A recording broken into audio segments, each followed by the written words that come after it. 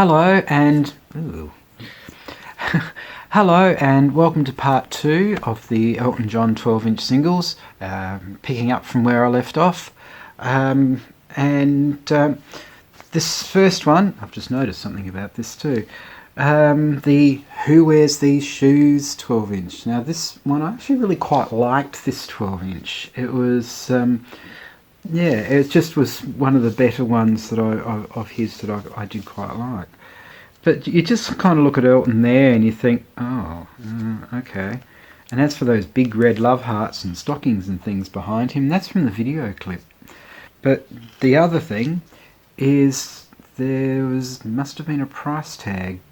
The kind of Maya price tag or something had been taken off. I bought this second hand, so I don't know what was there. It could have been anything. These days it probably could have been a QR code or something. Yeah, I notice how it says limited edition, but I don't quite know how limited an edition it was. Maybe it just depended on your shoe size? Who knows? But on the other side, I don't know what that nonsense is, but have fun reading that. You can pop that on pause or something and have a bit of a read. The thing about waterbed for your aching feet sounds like it could be fun. I suppose if with wearing rubber heels, you'd want something for your aching feet, wouldn't you? Yikes. Yeah, anyway, who'd want to wear those shoes? And as you can see, I heard it through the grapevine. That was, I don't know why Elton did that. I think it was in memory of Marvin Gaye. And next up is the 12-inch to Nikita. It says extended version, but it's really just a tiny bit of the intro repeated, and that's it. The funny thing about the front cover of this is that on the top right-hand corner there, it looks like it's the sticker stain or something, but no, it's not. It's just part of the very 80s design there. And as we can see, we're getting into some very 80s clothes there, and yeah, it did cost $7.50. And on the other side there, if you want to pause it again and have a squiz at the lyrics, there is a bit of a mistake there with one of the backward ends happening. But at least you do still get some more live things from Wembley there, with a rocket fuel version of I'm Still Standing. And next up is the stunning cover that just must have had everybody wanting to put it up into a frame and have that as their latest artistic piece. Act of War. Well, you can honestly say it's in black and white. But as a remix, it was just one of those where they sort of had the instrumental version interspersed with the vocal. I didn't mind this one, I must admit. One thing I noticed with Act of War, with the duet with Millie Jackson, it was almost kind of like Elton couldn't get Tina Turner, so he asked Millie to do it instead, just because their voices are so similar.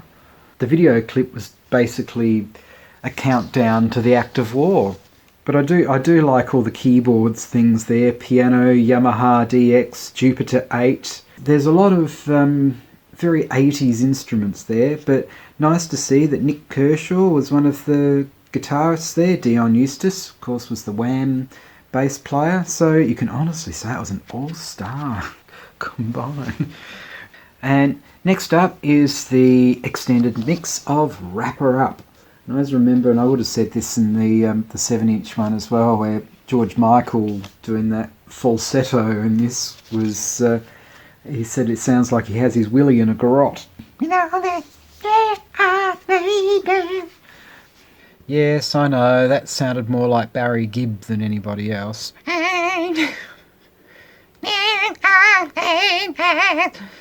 We'll just do that over 3 times, shall we? No, that's not a good idea. As far as an extended version goes, it's definitely an extended version. It goes for over 10 minutes. One of the reasons why the thing was extended was they just kept reeling off all these extra names when they were sort of going Vivian Leigh and Grace Jones and Priscilla Presley. But it's alright, they didn't start reeling off names like Myra Hindley or anything like that. I wonder how she'd be wrapped up. It'd be kind of, with a gorgeous bow and preferably with breathing room. I think you'd want that.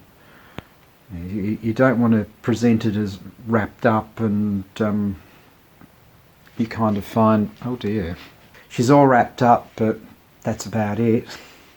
And on the B side, you've got more of the costume changes.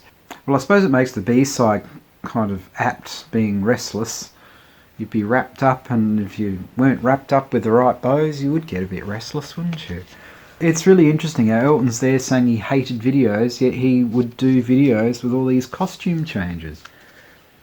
And lucky last is the 12-inch mix of Heartache All Over the World. And this one I actually did play quite regularly. It was just another one of those with the vocal and the instrumental sort of mixed in together to create an 8.5 minute version. I always did quite like that.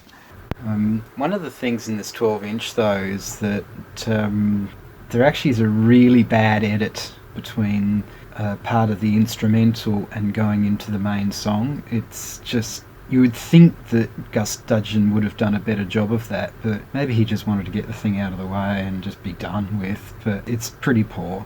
On the B side you get, well, the 7-inch version, and from what I read or something like that, and I would have said this in the 7-inch one too, that Elton didn't really like this stuff, but I actually really did like this. It was just fairly straight ahead, and I just really enjoyed that.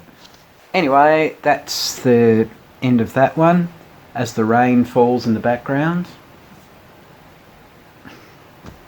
Anyway, hopefully you enjoyed this, and if you did, please do all the likes and subscribes and the bells and the whistles and all that sort of stuff, and I probably should finish this before lightning strikes and the power goes.